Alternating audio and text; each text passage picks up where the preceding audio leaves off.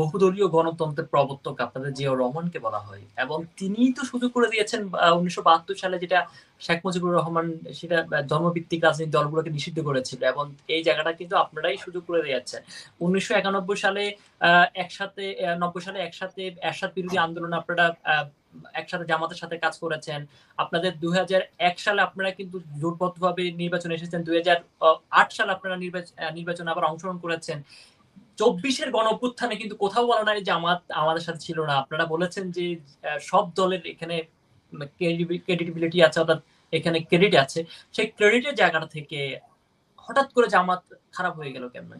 হঠাৎ করে জামাতের বিষয়টা আপনাকে আমি একটু এভাবে ব্যাখ্যা করতে চাই যে স্বাধীনতার পরে যে স্বপ্ন বাংলাদেশ দেখেছিল, কিন্তু শেখ মুজিবুর সাহেবের মতো একজন বিচক্ষণ নেতা যখন বাকশাল কায়েম করার মধ্য দিয়ে সকল দলের রাজনৈতিক অধিকার ক্ষুণ্ণ করলো, পত্রিকার অধিকার ক্ষুণ্ণ করলো একটি দল, আসলে সেখান থেকে বাংলাদেশের রাজনীতির ভবিষ্যৎটা ধ্বংস হয়ে গেছে।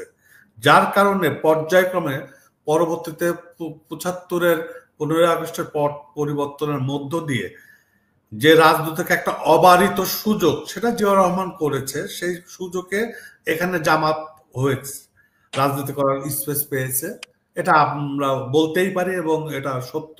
কিন্তু তারও আগে কিছু স্বার্থ সুবিধা নিয়ে জামাতকে যেভাবে ব্যান্ড করা দরকার ছিল, যেভাবে নিষিদ্ধ করা দরকার ছিল, আসলে তৎকালীন কিন্তু আওয়ামী লীগ স্বাধীনতার পরবর্তীতে সেভাবে করে নাই। কিছু প্রয়োজনে করেছে, কিছু প্রয়োজনের স্বার্থে ছাড় দিয়েছে এবং একটা সম্পর্ক গড়ে তুলেছে। পরবর্তী প্রেক্ষাপটে আসলে জিয়াউর রহমান অবাধ বহুদলীয় গণতন্ত্র চর্চার যে সুযোগটা দিল, সেখানে আসলে তারা সুযোগ পেয়ে গেল। এটাই হচ্ছে মূল। সেখান থেকেই বাংলাদেশের রাজনীতির প্রেক্ষাপটটা জামাত ইসলামকে নিয়ে শুরু।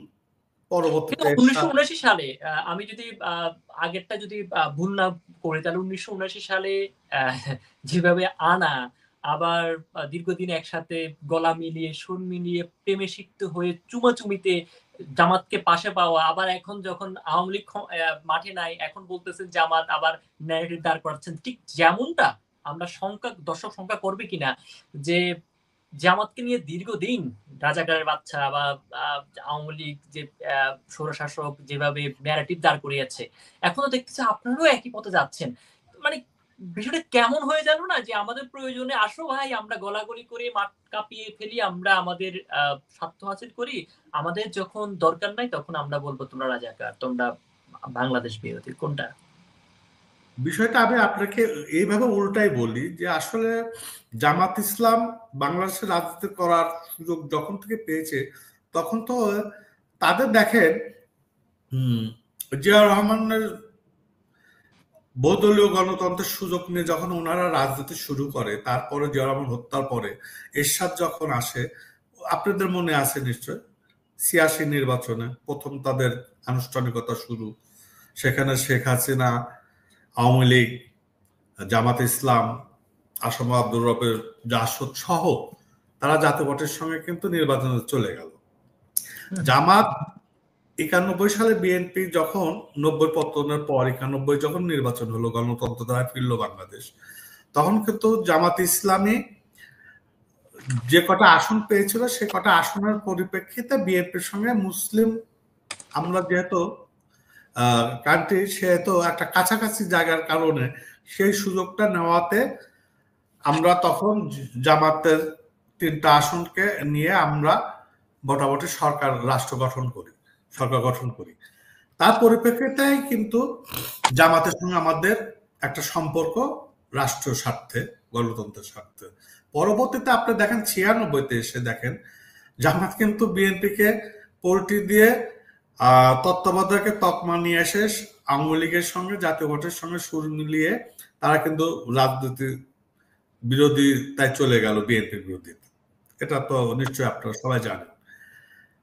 ঠিক তেমনি আবার 2001 সনে যখন রাজনৈতিক জোট ভিত্তিকের ব্যাপকতা সৃষ্টি হলো, তখন আসলে বাধ্যতামূলক, যেহেতু 96 নির্বাচনে জামাত দেখতে পেল যে তাদের অবস্থানটা 3-এ নেমে এসেছিল সংখ্যায়, তখন তারাও কিন্তু কিন্তু বুঝতে পারলো যে তখন আপনারা কেন উদ্যোগ গ্রহণ করেন নাই? আপনারা কেন জামাতকে নিষিদ্ধ করার মানে কাজ করেন নাই? শুধুমাত্র আওয়ামী লীগ করতে হবে কেন সবকিছু? তাহলে কি দোষটা কি সমানভাবে আওয়ামী লীগ আপনারা দুজনেই ২ দলই কিন্তু ভাগাভাগি করে নিচ্ছেন না? শুধুমাত্র যে জামাত ধরে নিলাম জামাত আমরা যদি একটু ইতিহাস কিছুক্ষণ পরে জামাতের ইতিহাসটা আমরা পর্যালোচনা করে আপনাকে শোনাবো, দর্শককে শোনাবো।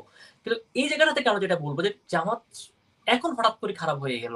এতদিন না খারাপ না হলো না। এখন আপনি যেভাবে বলছেন সেটা না, এটা হচ্ছে কি যে বাংলাদেশের ইতিহাসে রাজনীতিকের যে সবচেয়ে বড় মির্জাফর সেটা হচ্ছে জামাত ইসলাম। এটা যে আমি আপনাকে ব্যাখ্যা দিচ্ছিলাম যে ক্ষণে ক্ষণে পরিস্থিতিতে তারা সবার সঙ্গে কিন্তু জোট করেছে, সবার সঙ্গে যুগপৎ আন্দোলন করেছে, তার স্বার্থের জায়গায় যখন যার প্রয়োজন হচ্ছে সেখানে সে লিয়াজু মেনটেন করছে, সে জায়গাটায় তারা পরিপূর্ণভাবে হয়তো সফলতা অর্জন এখন করছে। তাহলে আপনি কি মনে করছেন জামাত আজকে 24-এ এসে যখন বিষয়টা দাঁড়ালো, দেখেন 24-এ এসে যখন বিষয়টা দাঁড়ালো একটা মাফিয়া খুনি সরকারের এগেনস্টে, এখানে দল মল নির্বিশেষে সবাই কিন্তু একটা গণতন্ত্রের আশায়, স্বাধীন একটা বাক স্বাধীনতা পাওয়ার আশায় কিন্তু সবাই মাঠে এখন নেমেছে। এখন আপনি কি মনে করছেন জামাতকে নিষিদ্ধ করা দরকার ছিল, আগে স্ট্রংলি দরকার ছিল সেটা?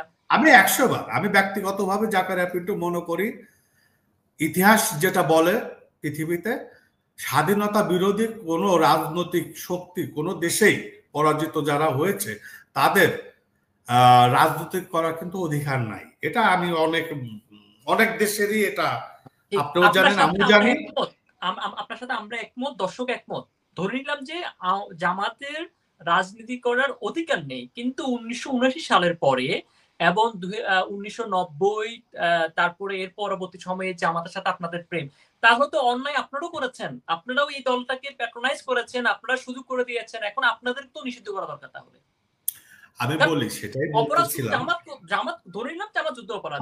আমি সেটাই বলতেছিলাম যে আজকে বিএনপি দেখেন, দায় কেন নিবে না? তাহলে বিএনপি তো এই যুদ্ধ অপরাধী দলটাকে প্যাট্রোনাইজ করেছে, সুযোগ দিয়েছে। নো আওয়ামী নো লীগ আমি করেছে। এটা বলি আওয়ামী লীগ নাই। আপনার কথা আমি বুঝতে পেরেছি। ব্যাপারটা হচ্ছে যে হ্যাঁ, দায় যে একেবারে আমরা অস্বীকার করছি তা কিন্তু না, তা কিন্তু বলছি না।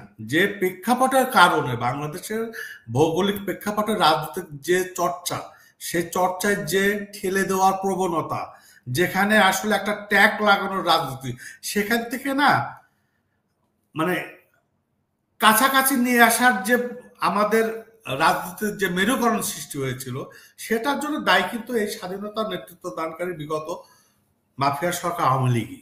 সেখান থেকে বাংলাদেশে আসলে রাজনীতিটা আপনার ৭১ থেকে স্বাধীনতার পর ৭২ থেকে আপনার যে ৭৫-এর পট পরিবর্তনের পূর্ব মুহূর্ত পর্যন্ত বাংলাদেশে আসলে রাজনীতির যে ডাইসটা সেটা পূর্ণাঙ্গই ধ্বংস হয়ে গেছে এবং তার পরবর্তীতে ব্যাপারটা চলে আসছে উপস্থিত এখন এই পরিবেশ। ধ্বংসটাকে তো ন্যারেটিভ হিসেবে নিচ্ছে। বারবারই মুক্তিযুদ্ধ চেতনা, মুক্তিযুদ্ধকে নিয়ে জামাত যুদ্ধ অপরাধী। আমরা যদি একটু ইতিহাস পর্যালোচনা করি, জামাত কিন্তু ৪৭ এর আগে গঠিত হয়েছে।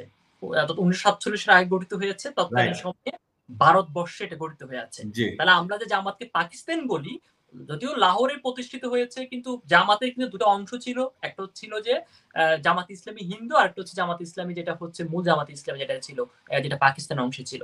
জি। ওই পাকিস্তান অংশ থেকেই মূলত বাংলাদেশের অংশটা আসলো। তারপরে জামাত ইসলামী হিন্দু। আমরা যদি একটু পর্যালোচনা করি যে ১৯৪৭ এর দেশ বিভাগ এটাও কিন্তু জামাত চায়নি। জামাত চায়নি এই সাবকন্টিনেন্টটা বিভক্ত রাইট। হয়ে যায়। তাহলে তো রাইট। জামাতকে আমরা তো দেশ বিবেক বিরোধীও বলতে পারি। সেটা না বলে এখন আমরা যেটা হচ্ছে বিশেষ করে জামাতের অনেক ন্যারেটিভ আছে। তারা যেটা বলল যে তারা চায়নি যে মানে ইন্ডিয়ার মতো দেশ আমাদের বাংলাদেশের উপর তাদের একটা আধিপত্য বিস্তার করছে। যদিও আমরা এর পরবর্তী ১৫ বছর আমরা কিন্তু সেটা পেয়েছি। ইন্ডিয়া আমাদেরকে একেবারে নাকানে চোখে খেয়ে খাওয়াই যাচ্ছে। এবং আপনি স্পষ্ট আছেন ইন্ডিয়ান যেটা বিভিন্ন নেতারা এখানে এসেছে তারা স্পষ্ট বলেছে যারা আওয়ামী লীগ ছাড়া কারো ক্ষমতা চায় না। এবং আপনারাও কিন্তু ইন্ডিয়ান বিরোধী বিষয়গুলোকে অনেক বেশি সোচ্চার হয়েছেন। এই জায়গাটা থেকে জামাতের আসলে দোষ কোথায়? জামাত তো চাই নাই যে বিভক্তি হোক, বিভাজন হোক। এই যে আমাদের সাবকন্টিনেন্টটা যদি ভারতবর্ষ বিভাজন না হতো তাহলে জামাত কেমন আজকে আমরা পুরো একটা জাতি থাকতাম না সবাই? ঠিক একই রকম ভাবে ৭১ যদি বিভাজিত না হতো তাহলে আমরা পুরো বাংলাদেশ একটা জায়গায় পাকিস্তান সহ থাকতো না। এই জায়গাটা থেকে জামাতের দোষটা আসলে কোথায় দেখছেন? নাকি এটা শুধু ন্যারেটিভ দেখছেন? কোন জায়গাটা না, না বলবেন? বিষয়টা আপনাকে এভাবে বুঝতে হবে। দেখেন এই জামাত কিন্তু পাকিস্তানে ব্যান্ড হয়েছে ১ম।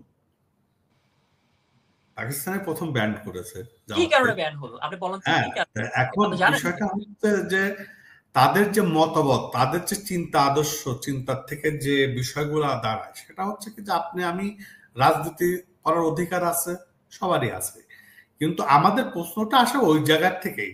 আসলে ব্যাপার হচ্ছে দিন শেষে তো এই মাতৃভূমিটা রক্তের বিনিময়ে, যে মা বোনের ইজ্জতের বিনিময়, হ্যাঁ, সেখানে তাদের যে দাম্ভিকতা দেখা যায়, তাদের যে কথাবার্তা দেখেন আপনি, এই 24-এর পরবর্তীতে বর্তমান আমির যে ওনার একটা বক্তব্য আপনারা শুনেছেন, তাই না?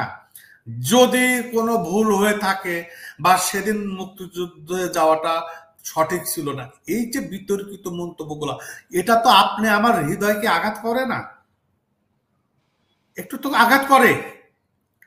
কারণ ব্যাপার হচ্ছে কি দিন শেষে কিন্তু কিন্তু রক্তর এই বিনিময়ে আঘাত এই দেশটা। আঘাত নিয়ে আমাদের প্রশ্নটা স্পষ্ট হচ্ছে না যে আঘাত নিয়ে দীর্ঘদিন আপনারা রাজনীতি করেন, তাহলে আপনারা দুঃখ প্রকাশ করেন জামাত নিয়ে আমাদের রাজনীতিতে ভুল ছিল, আমাদের শাস্তি হওয়া উচিত, তাহলে এটা বলেন আপনারা যে বিএনপি এটা বলা শাস্তি হওয়া উচিত কিনা আমি জানি না, কিন্তু আমাদের যে রাজনৈতিক ভুল ছিল এটা আমি স্পষ্ট বলি, শুধু আমি বলি না, আমার দলের মানে অ্যাক্টিং চেয়ারম্যানও কিন্তু উনি দুটা বক্তব্য আপনারা জানেন 24 পরবর্তীতে উনি কিন্তু একটা বক্তব্যের মধ্যে দিয়ে স্পষ্ট কিছু ইঙ্গিত দিয়েছে।